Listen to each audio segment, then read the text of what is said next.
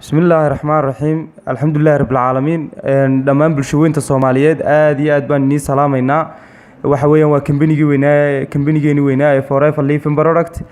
Maanta waxaan idin haynaa kulli maalin walba waxaan idinla wadaagnaa productyadeena qaybo ka mid ah. Maanta waxaan idin haynaa waxa weeyaan productkeena qayb ka mid ah, qaybtaas oo ah bulshada Soomaaliyeed qaybo ay aad iyo aad muddo dheer ay u daneynayeen, taasi oo ah qaybta caloosha lagu jaro. qaybtan caloosha lagu jaraa saddex qaybood bay ka kooban tahay. qaybta koowaad waxa weeyaan waa kiniinkan waa Garsino Plus baa la yiraahdaa. Garsino Plus wuxuu qabtaa baruurta ayuu gubaa. qofku 3 jeer ayuu qaadanayaa maalintii, cuntada ka hor ayuu isticmaalayaa. sidoo kale waxaa jirta iyaduna dacarteeni oo sharaaba.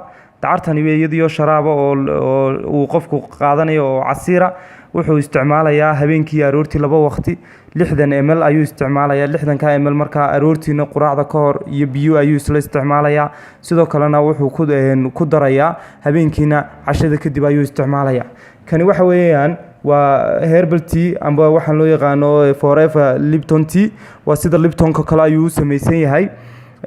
waana shaaha kambaniga waxa weeyaan isaguna uu ka caawinayaa qashin saarka iyo waxyaabaadkaas oo dhan.